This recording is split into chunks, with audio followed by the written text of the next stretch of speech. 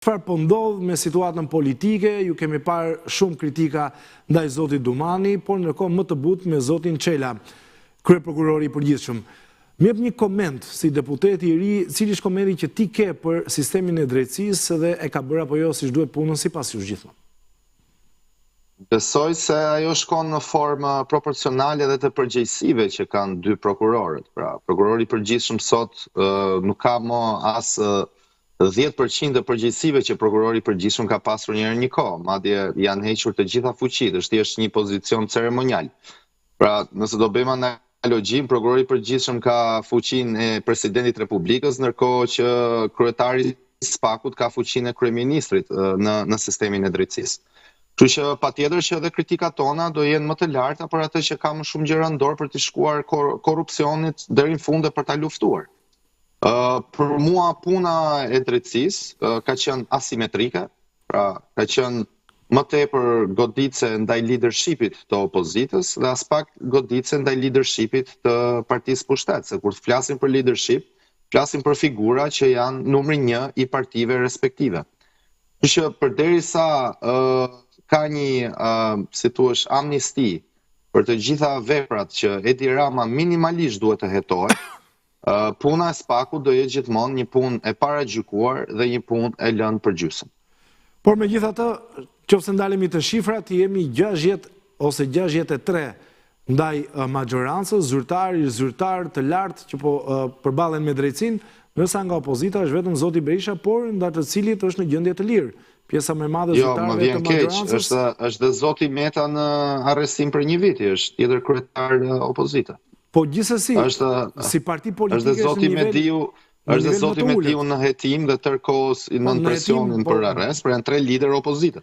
Në hetim, por gjithsesi nuk po vuajnë pasojë me përjashtim të zotit Meta, pjesa tjetër janë të lirë, kanë bërë aktivitete politike, zoti Berisha për një vit izolim në arrest shtëpie, ta bëj dhe Edi Rama një vit izolim në arrest shtëpie dhe t'i shohim gjendjet se si janë. Qofse ka akuza, gjithçka varet nga drejtësia, por diskutimi është ti jetë pjesa që e shikon drejtësinë të pavarur apo jo? Drejtësia nuk është e pavarur.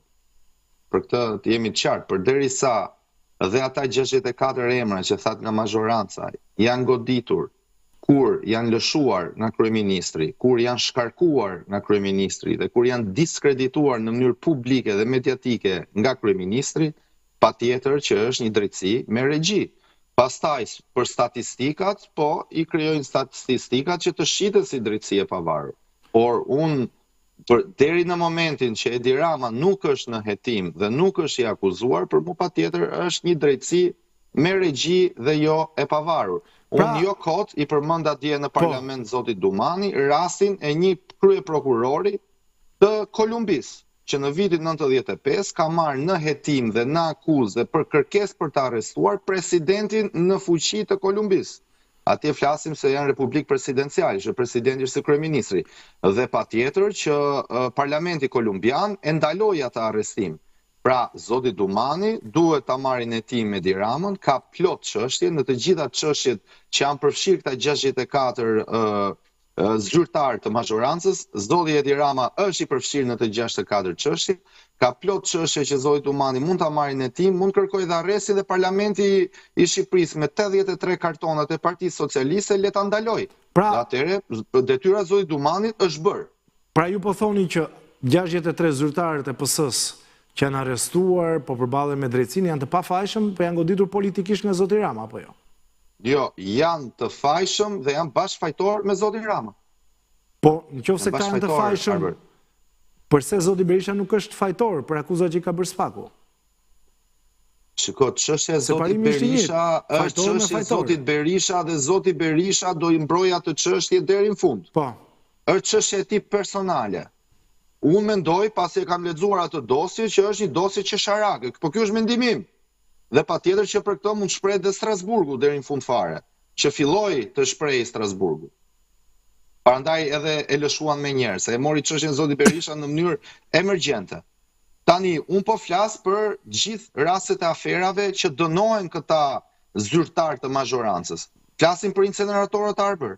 Inceneratorët, ndarja e tyre në 3 dosje është bërë me dashje që zoti Rama mos përfshihet. sepse ajo është një dosje, është një kompani që i ka fitu të treja, është e njëjta skem të tre incenerator dhe është i njëjti bonus që është dhënë nga ai kryeministër drejt asaj kompanie. Por minimalisht le të merret në hetim. diskutim. Çështja me Gonigal. Po. Përderisa është emri zotit Rama në Amerikë në hetim, do të merret edhe në Shqipëri. Jo, nuk është në Çështja e hetim. pasrimit Zoti Rama nuk është në parave hetim në nga Amerikë, kartelet me e drogës Gonigali. në ndërtim.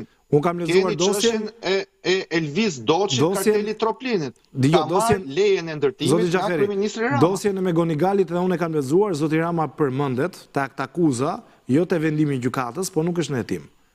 Por gjithsesi, qofse ne e marrim të mirë qenë këtë Jo, pikë. ç'lidhje ka ajo? Ç'lidhje pas- ka ajo? Ti si SPAK mund ta marrësh në hetim çështjen me Gonigal. Por Patjetër. gjithsesi, unë e marr të mirë qenë, dua ndalem edhe pak këtu se do kaloj te aksioni politik. Unë e marr të mirë qenë një moment që te insenatorët mund të ketë edhe përfshirje të zyrtarëve të tjerë. Po kjo nuk e përjashton zotin Mediu që mund të ketë qenë dhe ai përfshirë tek shpërthimi i Gërdesit. Fakti që janë dënuar edhe zyrtarë në nivelit të ulët, pse duhet përjashtohet edhe zyrtari në nivelit lartë në atë çështje.